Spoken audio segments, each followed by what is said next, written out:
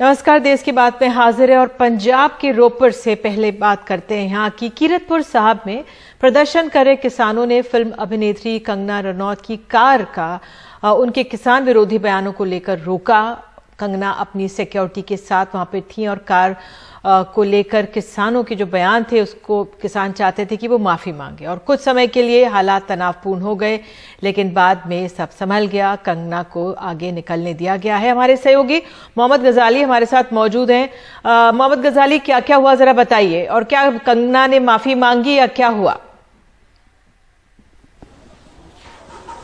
जी देखिए, कंगना मनाली से आगे का रास्ता तय कर रही थी क्योंकि उनकी फ्लाइट कैंसिल हो गई थी, जैसा कि उन्होंने वीडियो अपने इंस्टा पेज पे डाल के बताया है। और जब वो यहाँ से निकल रही थी मनाली से, तो रास्ते में ही पंजाब का रोपड़ जिला आता है, जहाँ पर कीरतपुर साहिब एक शहर है। वहां पर किसानों ने और प्रदर्शनकारियों ने उनके गाड़ी को घेर लिया जब वो अपनी सिक्योरिटी के साथ थी। और वहां पर महिला किसान भी थी, महिला प्रदर्शनकारी भी थी, जिन्होंने गाड़ी को घेरा हुआ था। इसी बीच कंगना जो है अपने वो लाइव हो जाती हैं और वहां का पूरा हाल बयां करती हैं। लेकिन थोड़ी ही देर बाद जब भीड़ ज्यादा बढ़ती है, महिलाएं वहां पर नारे लगा रही होती हैं, उसके बाद जो है पुलिस के इंटरवेंशन से कंगना रनौत और वहां पर के महिला प्रदर्शनकारियों के बीच में बातचीत होती है। और वही सवाल होता है कि जो कंगना के विवादित बयान हैं किसान आंदोलन को लेकर या पंजाब को लेकर या किसानों को लेकर, और उस पे कंगना का एक बयान साफ उसमें सुनाई देता है कि वो शाहीन बाग के बारे में ऐसा कह रही थी और उनका इरादा पंजाब या पंजाब के प्रदर्शनकारी या किसानों के ऊपर उनके ये बयान नहीं दिए गए थे। और उसके बाद थोड़ी देर के बातचीत के बाद उनकी गाड़ी को वहां पर से जाने दिया जाता है। और उसके बाद भी कंगना जो है अपनी वीडियो में, उन्होंने वीडियो लाइव करके बनाया था, वहां पर वो बता रही होती हैं कि कैसे माहौल मॉब लिंचिंग का बन गया और कैसे वो लिंच हो जाती हैं। और बाद में वो पंजाब पुलिस और सीआरपीएफ को इसका शुक्रिया भी अदा करती हैं कि कैसे उनको वहां से सेफली बचाकर बाहर या वहां से जाने की इजाजत दे दी गई। लेकिन कहीं ना कहीं पिछले कुछ दिनों में हमने देखा है कि पंजाब में चाहे अक्षय कुमार हो या दूसरे बॉलीवुड स्टार्स हों, उनके मूवीज की स्क्रीनिंग हो या शूटिंग हो, उसको लेकर यहाँ के किसान जो हैं वो जरूर विरोध प्रदर्शन करते हैं कि क्यों ऐसे नामी ग्रामी लोग किसानों के आंदोलन के वक्त उनको बदनाम करने की कोशिश कर रहे थे या उनके साथ नहीं दिख रहे थे। बिल्कुल गजाली, ये क्या कुछ क्लैरिफाई हो पाया, क्योंकि आपको जो ये वीडियो कंगना ने डाला है वो धन्यवाद कर रही है पंजाब पुलिस का और फिर वो निकल चुकी हैं आगे, लेकिन वो बातचीत हो रही है। कुछ समय था ऐसा जब तनातनी काफी हो गई थी, वो फंसी हुई थी और जो महिला किसान नेता थे वो लोग भी अपनी मांग कर रहे थे कि माफी मांगिए। उस दौरान क्या हुआ, क्या वो कुछ सामने आया?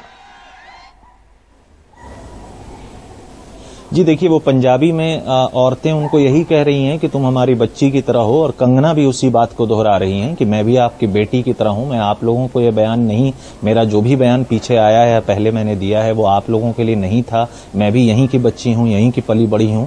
और ऐसी ही बातें कहते हुए वो ये बात कहती भी हैं कि वो शाहीन बाग के प्रदर्शनकारियों के बारे में उनका बयान था, जिसके बाद थोड़ी देर बाद पुलिस के इंटरवेंशन से, लोकल लोगों के दखल देने की वजह से वहां पर माहौल को ठंडा किया गया और उसके बाद उन्हें वहां से जाने दिया गया। बिल्कुल दुरुस्त, बहुत बहुत शुक्रिया इस तमाम जानकारी के लिए मोहम्मद गजाली। और वहां पे एक जो किसान मौजूद थे उनका क्या कहना है ये सुना देते हैं। रनौत वो जनानी है ਜਿਹੜੀ कि बॉम्बे के महलों में बैठ के बीजेपी दे बोली, बीजेपी की शह के उत्ते किसानों को बहुत माड़ा बोलिया, जिथे कि इन्हें इत्थों तक भी बोलिया कि इन्होंने मच्छरों वांग कुचल देना चाहिए। तो बीजेपी के नेता मनजिंदर सिंह सिरसा हमारे साथ मौजूद हैं। सिरसा जी, बहुत बहुत धन्यवाद जुड़ने के लिए।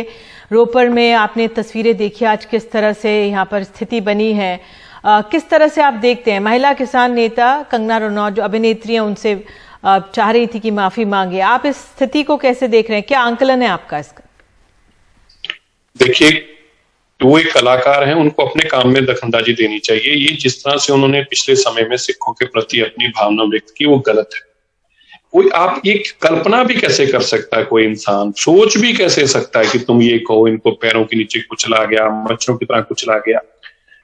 कभी ये कहना कि ये 100 रुपए 200 रुपए पे बिकाऊ औरतें लाके वहां खड़ी की हैं। आखिरकार वो हमारी माताएं बहनें हैं और लंबे समय से उन्होंने किसान संघर्ष में साथ दिया, उन्हीं के कारण ही ये जीत संभव हुई। और देश के प्रधानमंत्री ने बड़े ही निम्रतापूर्ण ये तीनों किसानों बिल को रद्द करने का काम किया। पहले हमें ये सब समझना चाहिए कि जब भी हम इसके खिलाफ कुछ बोलते हैं तो वो प्रधानमंत्री जी की जो कुर्सी है उसकी गरिमा को भी चोट करते हैं, क्योंकि इन बिलों को प्रधानमंत्री जी ने खुद रद्द किया है और गुरु नानक देव जी के प्रकाश ग्रुप के निमित्त उनको समर्पित होकर किया। तो ऐसे में इस तरह की जो उन्होंने दखलंदाजी की और इस तरह की बयानबाजी की, इतनी आहत करने वाली थी कि देश और दुनिया भर के सिख इससे आहत हुए। मुकदमा मैंने जाके बॉम्बे में दर्ज कराया और उस मुकदमे को भी परस्यू करेंगे। और आज जो मुझे बताया गया है, कंगना रनौत ने इस चीज के लिए माफी भी मांगी कि मेरा ऐसा जो मैंने कहा है वो गलत है। तो अब देखिए पंजाबी का इसे का हृदय देखिए, 1 मिनट के अंदर अंदर कहा कि नहीं प्रिय हमारी बेटियां जाए।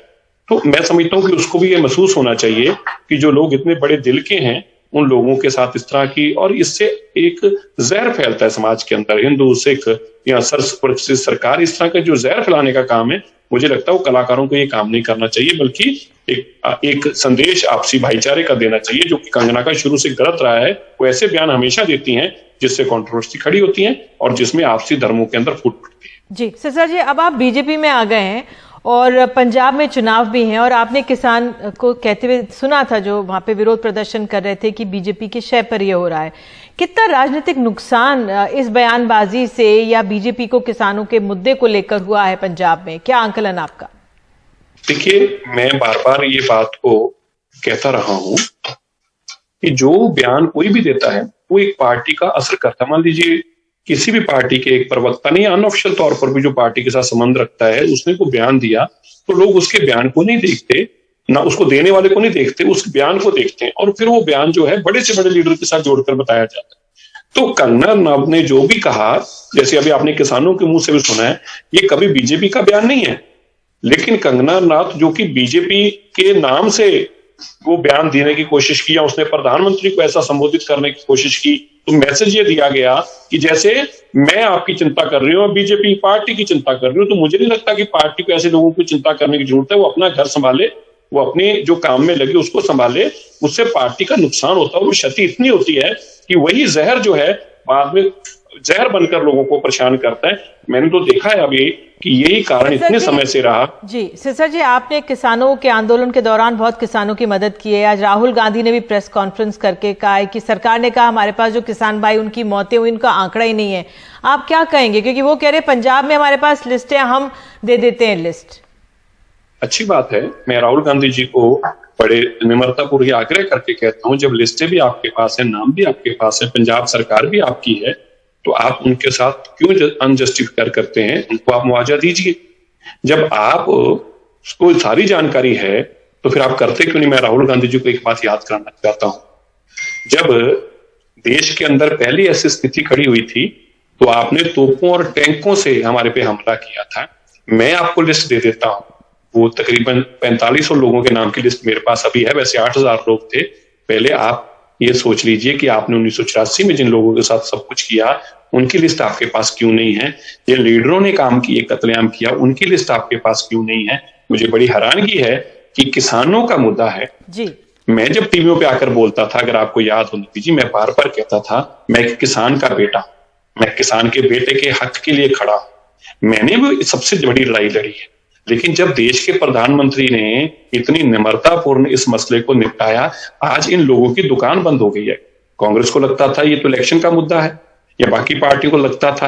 अब वो उनको बधाई नहीं देनी चाहिए। जब वो कहते थे 3 बिल रद्द करो, तो उनको आज बधाई नहीं देनी चाहिए इस बात की। मैं आपको ये बात याद कराऊं, जिस दिन लोकसभा के अंदर ये बिल आ रहा था रिपील के लिए, तो वो बैनर लेके खड़े थे। अगर आपको याद हो, ANI ने फोटो चाहिए, बैनर लेके खड़े थे, तीनों कानून वापस लो।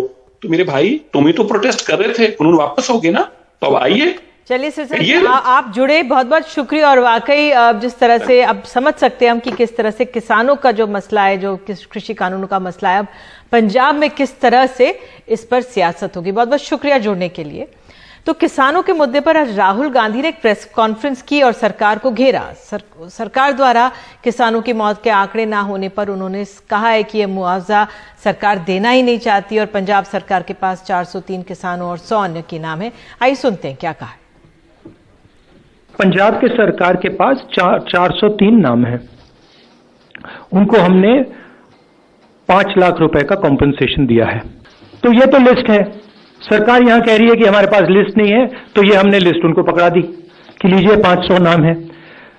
बाकी जो बचे हैं वो पब्लिक रिकॉर्ड से हमारे पास है, उसको वेरीफाई करके 700 लोगों को ये कॉम्पनसेशन दे दें। हमारे साथ वरिष्ठ पत्रकार नीरजा चौधरी मौजूद हैं। नीरजा, मैं आपसे जानना चाहूंगी कि ये क्या आंकलन है आपका, जो ये राहुल गांधी की आज प्रेस कॉन्फ्रेंस हुई, इतनी देरी से उन्होंने ये मसला उठाया, लेकिन किसानों का मसला है, बहुत अहम है कांग्रेस के लिए। क्या देखती है, कितना फर्क पड़ा है इस प्रेस कॉन्फ्रेंस से? देखिए, बात तो उन्होंने ठीक की है, 700 किसान मरे हैं, ये तो बार बार मीडिया भी कह रहा है और लोग भी कह रहे हैं। इसको मतलब वेरीफाई करना चाहिए, एक एक का फैमिली का रिकॉर्ड होना चाहिए। अगर कांग्रेस के पास पंजाब में है, हालांकि 2 आंकड़े दिए राहुल गांधी ने, पहले कहा 403, फिर कहा 500, खैर जो भी आंकड़ा है, उन्होंने कहा मुआवजा 5 लाख का उनको दिया जाएगा और सेंटर को भी ये करना चाहिए। तो ठीक बात ही उठाई है, किसान तो ये उठा ही रहे हैं बात। प्रधानमंत्री ने बहुत अच्छा कदम किया कि रिपील कर दिए लॉज को, लेकिन किसानों की मांगे और भी हैं, पर मुआवजे को लेके, केसेस को लेके तो तुरंत सरकार को मूव करना चाहिए। तो मैं मानती हूँ ठीक मुद्दा उठाया आज राहुल गांधी ने, कि याद दिलाया कांग्रेस की तरफ से कि ये करने की जरूरत है। और उनकी पार्टी पंजाब में क्या करेगी? इलेक्शन का मुद्दा तो जबरदस्त है ये। पंजाब में कांग्रेस के बहुत बड़े स्टेक्स हैं, उत्तर प्रदेश, वेस्टर्न उत्तर प्रदेश में भी ये बहुत जबरदस्त मुद्दा है, यूपी में कांग्रेस के स्टेक्स नहीं है, तो लेकिन हरियाणा में आगे जाके चुनाव होंगे, तो ठीक, मैं जैसा मैंने कहा, ये तो हर पार्टी को उठाना ही चाहिए ये मुद्दा। मैं आपसे समझना चाह रही थी, हाल में जिस तरह से आपने तृणमूल कांग्रेस ममता बनर्जी के बयान सुने होंगे, और प्रियंका गांधी लगातार किसानों के मुद्दे को उठा रही हैं, वो जहां जहां पर रैली कर रही हैं इस मुद्दे को जरूर उठा रही हैं, महिलाओं के मुद्दे को उठा रही हैं, लेकिन कांग्रेस का स्टैंड अब, जब जिस तरह से सरकार ने 3 कृषि कानून वापस ले लिए, क्या धार इस वार की कम हो गई या इसका गुस्सा? क्योंकि अभी हमने किसान को सुना होगा पंजाब में, जो आप देख रहे थे, अभी आप सुन रहे होंगे कि किसानों का गुस्सा बरकरार रहेगा या धार कम हो गई है? देखिए, किसानों के यूनियन का मुझे नहीं लगता वो आसानी से बदलेंगे, लेकिन आम किसान है, हो सकता है लोग कहें देखो भाई ले तो लिया वापस, कंफ्यूजन हो सकता है लोगों में, लेकिन फिर भी जो वेस्टर्न यूपी से फीडबैक आ रहा है और जो ऑपोजिशन पार्टीज की मीटिंग हो रही है, आरएलडी की मीटिंग हो रही है, जिन्होंने किसानों के साथ वो खड़ी रही है पार्टी, अखिलेश यादव की मीटिंग, तो उसमें उतना उत्साह है जो बहुत समय से देखा नहीं गया है मीटिंग्स में। कई लोग तो मुझे बता रहे थे वेस्टर्न यूपी में 20 साल से इतना एक्साइटमेंट नहीं है मीटिंग्स में आरएलडी की।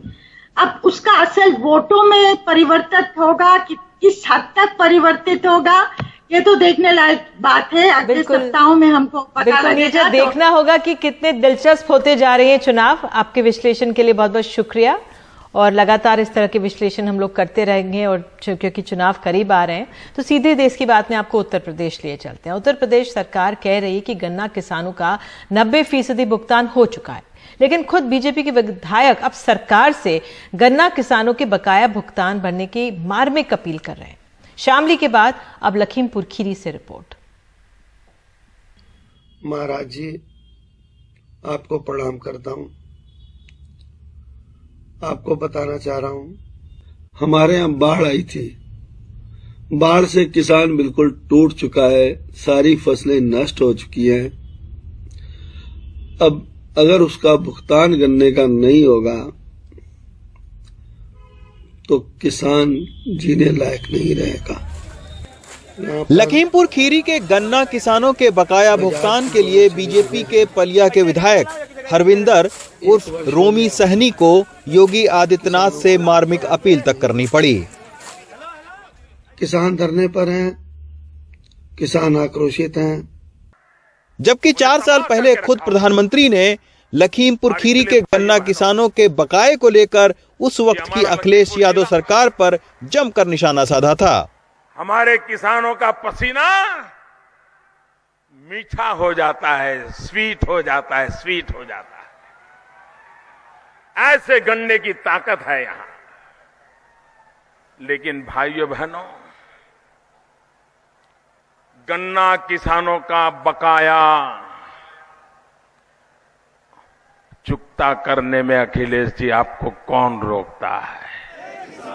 लेकिन 4 साल बाद शुक्रवार की ये तस्वीर लखीमपुर खीरी के किसानों की ही है, जो अपने बकाये के लिए चीनी मिल के बाहर धरना दे रहे हैं और पुलिस मिल की सुरक्षा में लगी है। जिले में 9 चीनी मिलें हैं। 5 चीनी मिलों पर किसानों का 700 करोड़ रुपए का बकाया है। इनमें गोला चीनी मिल पर 274 करोड़, पलिया चीनी मिल पर 266 करोड़, खंभार चीनी मिल पर 171 करोड़, जबकि कोऑपरेटिव चीनी मिल पर 90 करोड़ रुपए का बकाया है। सैकड़ों किसान का शादी, ब्याह, पढ़ाई, तमाम तरह की आगे फसलें बोनी हैं, उस तरह की समस्याएं हैं जिससे हम किसान भुखमरी की कगार पर आ गए। अब हमारे पास आंदोलन के सिवा कोई अन्य रास्ता नहीं। लेकिन राज्य सरकार का दावा है कि सरकार गन्ना किसानों का 90% भुगतान कर चुकी है। लेकिन लखीमपुर खीरी ही नहीं, खुद गन्ना मंत्री सुरेश राणा के जिले में गन्ना किसानों का 300 करोड़ रुपए का बकाया है। अब दिखाने के लिए सरकार की तरफ से लखीमपुर खीरी और शामली के चीनी मिल के खिलाफ मामले भी दर्ज किए जा रहे हैं, लेकिन किसानों की समस्या नहीं हल हो पा रही है। लखीमपुर खीरी से रवीश रंजन शुक्ला, एनडीटीवी इंडिया।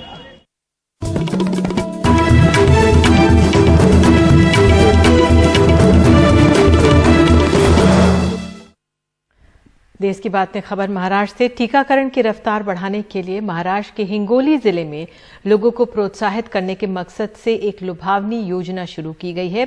टीका लेने वाले लोगों को टीवी, रेफ्रिजरेटर और वॉशिंग मशीन जैसे पुरस्कार जीतने का अवसर दिया जा रहा है। योजना शुरू होते ही जिले में 250% वैक्सीनेशन बढ़ा है। टीका लगवाने वालों को मिल रहा है टीवी, वॉशिंग मशीन और फ्रिज जैसे कई इनाम जीतने का सुनहरा मौका। टीका लेने के बाद इन 2 बक्सों में लोग अपनी पर्ची डाल रहे हैं और 27 दिसंबर के इंतजार में हैं जब लकी ड्रॉ होगा। ये योजना 2 दिसंबर को शुरू हुई है और एक दिन में ही टीका लेने वालों की संख्या 250% तक बढ़ गई है। हिंगोली नगर पालिका की ओर से बम्पर लसीकरण ड्रॉ यह योजना शुरू की गई है। इस योजना के तहत लसीकरण लेने वाले व्यक्ति के लिए 27 तारीख को हम लसीकरण का ड्रॉ खोलने वाले हैं। उसमें जिसका भी नंबर लगेगा वो फर्स्ट जो प्राइस है उसको 50 इंच का LCD टीवी हम दे रहे हैं, दूसरा एक रेफ्रिजरेटर और तीसरा प्राइस हमने एक वॉशिंग मशीन रखा है। इसके अलावा 5 मिक्सर ग्राइंडर हमने उसमें कंसोलेशन प्राइस करके रखे हैं। तो योजना शुरू करने के पहले 350 से 400 लसीकरण हो रहा था शहर में, और कल से जब से हमने योजना शुरू की है हमें 1400 से ऊपर हमारा लसीकरण हो रहा है। महाराष्ट्र के इस हिंगोली जिले में अब तक टीके के पात्र लोगों में से 75% ने पहली खुराक ली है और 55% ने दोनों डोज ली हैं। कोरोना वायरस के नए वेरिएंट ओमिक्रॉन के कारण डर से ज्यादा यहाँ चल रहे ऑफर ने लोगों को टीकाकरण केंद्रों की ओर खींचा है। हिंगोली से कन्हैया खंडेलवाल के साथ मुंबई से पूजा भारद्वाज, एनडीटीवी इंडिया।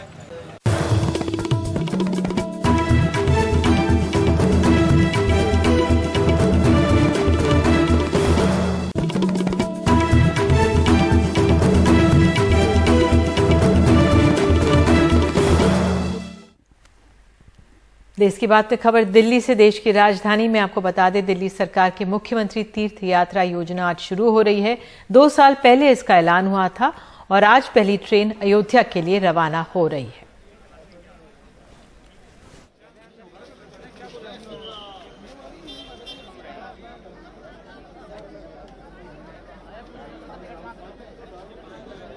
दिल्ली में लगभग 2 साल के अंतराल के बाद मुख्यमंत्री तीर्थ यात्रा योजना शुरू हो रही है, और इस बार जो योजना शुरू हो रही है ये सीधा अयोध्या से हो रही है, यानी कि दिल्ली से तीर्थ यात्रियों का जत्था जो है वो आज अयोध्या के लिए निकलेगा। यहाँ पर तीर्थयात्री जो हैं, जो दिल्ली के बुजुर्ग नागरिक हैं असल में, वो आने शुरू हो गए हैं। और यहाँ पे मैं आपको थोड़ा माहौल दिखाऊं कि ये देखिए, सबसे पहले तो इस तस्वीर को देखिए, क्योंकि दिल्ली सरकार जो है या आम आदमी पार्टी जो है वो अरविंद केजरीवाल को, मुख्यमंत्री अरविंद केजरीवाल को श्रवण कुमार के तौर पर प्रोजेक्ट कर रही है। कमल बंसल है मेरे साथ में, तीर्थ यात्रा विकास समिति के अध्यक्ष हैं। सर बहुत बहुत स्वागत है। 2 साल के अंतराल के बाद में ये योजना शुरू हो रही है। किस तरह से ये तीर्थ यात्रा करवाई जाएगी, कितने लोग हैं और क्या क्या सुविधा है इसमें? अभी तक 5,000 लोगों ने एप्लीकेशन दे दी मुख्यमंत्री जी। ये अयोध्या के लिए? अयोध्या के लिए 5,000 एप्लीकेशन हमारे पास आ चुकी है। अच्छा। अरविंद केजरीवाल जी आज 7 बजे आएंगे, पहली ट्रेन 7:05 पे जाएगी। 1,000 यात्री अयोध्या के श्री रामलला के दर्शन करने के लिए जा रहे हैं। अच्छा, तो इसमें ये सारी यात्रा मुफ्त है? क्या क्या इसमें मिलता है? हम घर से लेके घर वापस छोड़ने तक सारी अरविंद केजरीवाल जी की जिम्मेवारी है। सफदरजंग स्टेशन है जहां से ये विशेष ट्रेन निकल रही है और ये देखिए लगभग 1,000 लोगों को जो है आज यात्रा के लिए ले जाया जा रहा है। ये सभी बुजुर्ग नागरिक हैं, यानी कि 60 वर्ष से ऊपर की इनकी उम्र है और अच्छी खासी संख्या में साथ में इनके अटेंडेंट भी जाते हैं। फिलहाल सब जल्दी से जल्दी उस ट्रेन में बैठ जाना चाहते हैं जो इनको अयोध्या भगवान श्री राम के नगरी में ले जाएगी।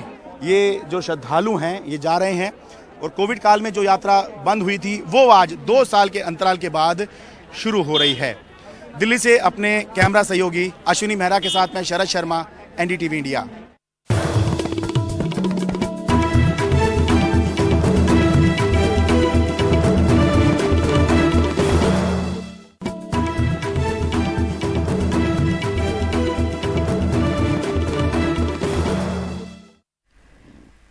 देश की बात में खबर है बिजनौर से, उत्तर प्रदेश के। यहाँ के बिजनौर में 1 करोड़ 16 लाख में बनी सड़क की असलियत उद्घाटन वाले दिन ही सामने आ गई है। अब नई सड़क का उद्घाटन करने के लिए सदर की बीजेपी विधायक सुचि चौधरी पहुंची। महिला विधायक ने सड़क पर नारियल फोड़ा और नारियल तो नहीं टूटा, बताया जा रहा है सड़क टूट गई। अब ये तस्वीरें वहाँ से आई हैं, बिजनौर की हैं, विधायक जी हैं यहाँ पे और ये जो खबर है अपने आप में, क्योंकि उद्घाटनों का सिलसिला है, चुनावी दौर है, लेकिन बहुत दुख की बात है कि इस तरह से इतनी महंगी सड़कें बनती हैं और इतनी कच्ची खराब स्थितियाँ होती हैं। बहरहाल इसी खबर के साथ देश की बात में इतना ही। नमस्कार।